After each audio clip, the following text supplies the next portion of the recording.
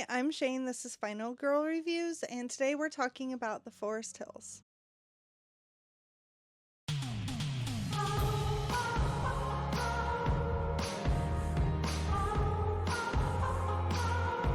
Now, when I first heard about The Forest Hills, I knew I needed to see it. It included some real horror royalty. I am a huge Shelley Duvall fan, and when I found out she was acting again and really excited about a new project, of course, it was at the top of my list, right? Shelley is such an icon, and of course, I was so heartbroken when I found out she passed.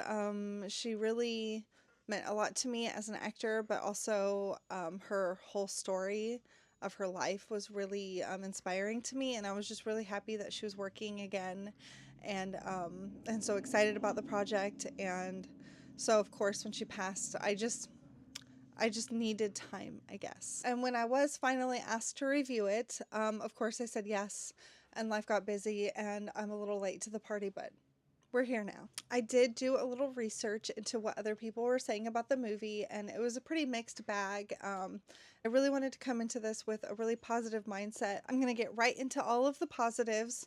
I'll have a few criticisms at the end, and then I'll tell you more about why I think you should watch it. Firstly, I thought it was a really interesting setup. I love a werewolf story. Number one, though, was the casting, of course. Shelley Duvall, Dee Wallace, was so much fun to watch, cussing out all of those guys in the kitchen. Felissa Rose is an actual angel in everything she does. Edward Furlong was awesome in it. And of course, our main character, Rico, is played by Chico Mendes. Shelley's part was small.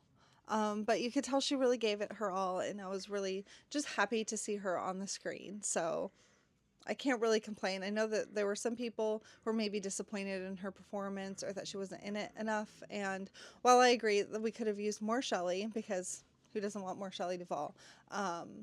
It made sense for the story, and I don't know if everybody was expecting like the Shining era Shelley Duvall, but I mean, women age and they go through things and they change, and just because all of that happened to Shelley doesn't mean she wasn't an incredible actor, and she deserves her flowers for that. You can really tell that Chico Mendes put his all into this role. It was a really heavy role. It was very involved, and he really went all out with it. I also thought he was funny. There were a lot of parts in the movie. Hold on.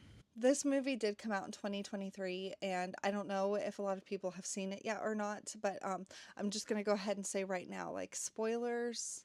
If that matters to you, go watch it and then come back, because I'd like to hear your thoughts, but I am going to be talking about, like, what happens in the movie. I will spoil it for you, so warning now. But yeah, there were some really funny parts, especially, like, toward the beginning when Rico is like kind of setting himself up to confront the werewolf.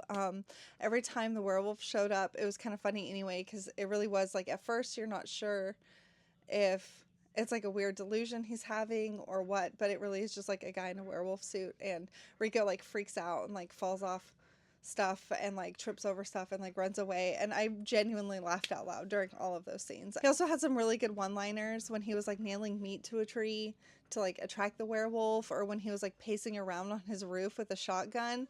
Genuinely funny. I enjoyed it. One of my favorite things about The Forest Hills, though, were the practical effects. There were some dream vision sequences that were like really like gory and bloody, and they were executed so well. I was really impressed. I don't know what the budget was for this movie, but I know that it was like a smaller independent film, and I was so impressed by it. It's worth watching just for that.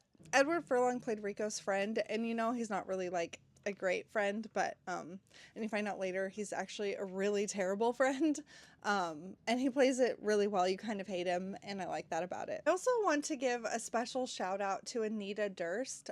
She played Sadie, and I loved her character so much. She played the local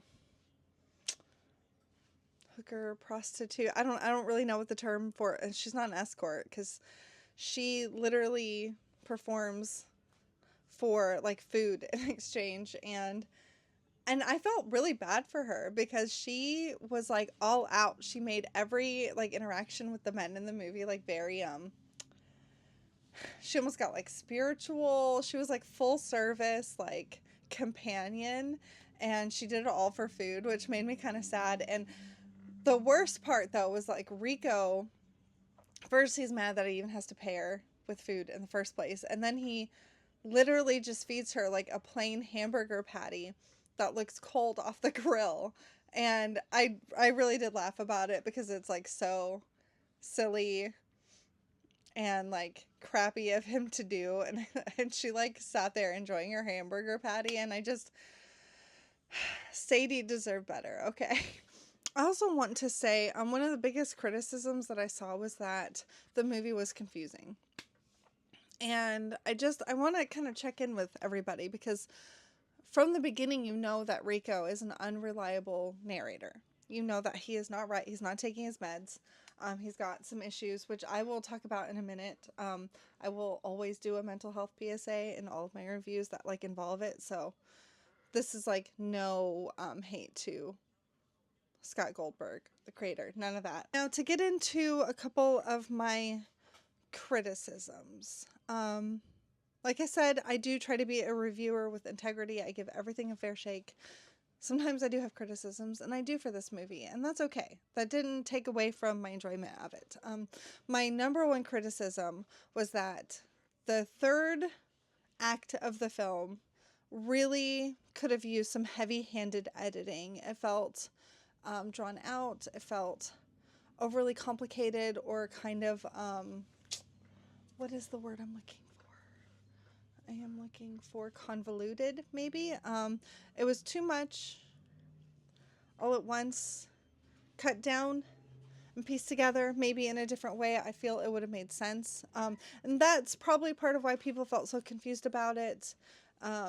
So maybe I'm not feeling that snotty about it. I do think media comprehension is important, and it should be something that we all consider, because we consume media constantly, 24 hours a day, through our phones, through our TVs, through our computers, all of it. So I do think that's important. But yeah, the third act is a little bit confusing.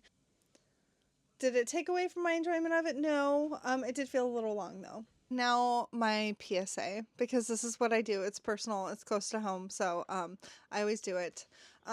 Rico he kind of lists off a bunch of like diagnoses that he's gotten: schizophrenia, blah, blah, blah, blah, blah. He also has a traumatic brain injury.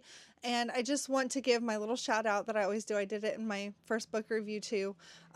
Like mental illness, schizophrenia, traumatic brain injuries, like none of that necessarily makes somebody violent. People who suffer from these things are generally more likely to experience violence. There's my PSA. I don't really feel like it affected the movie that much. I still thoroughly enjoyed it. I'm just throwing that out there because that is what I do. So there we have it. My main issues were that it needed a lot of editing, and that I, in general, will always take issue with the idea of like mental illness causing somebody to be violent. That is not specific to this movie. It will never be specific to anything that I review. It's just part of one of the things that I like to advocate for. So that said, I really did enjoy The Forest Hills. Like I said before, I laughed. I thought the actors were great in it. I really do believe that we should support independent filmmakers. Movies are hard to make, and especially independent films, they don't get huge budgets, and they're not always going to be like the movies you see at the theater. And that is part of what makes filmmaking great. Okay, there's movies for everybody, and this movie was for me. It might not be for you. It might be for you. I don't know.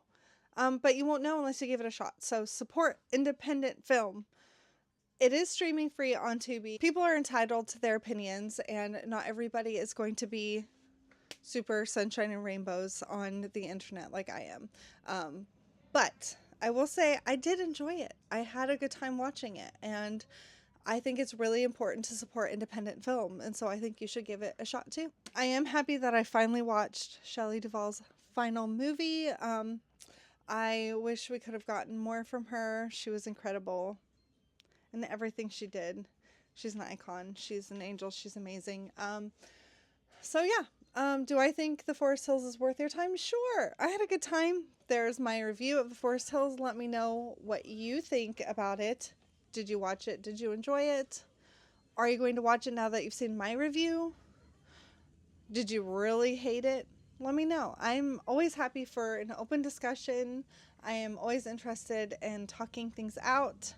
I don't expect everybody to agree with me. Not everybody's going to like the same things. And that's the great thing about movies and horror in general, is that there's something for everybody.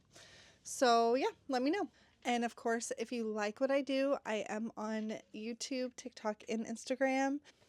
Thanks for watching. Bye.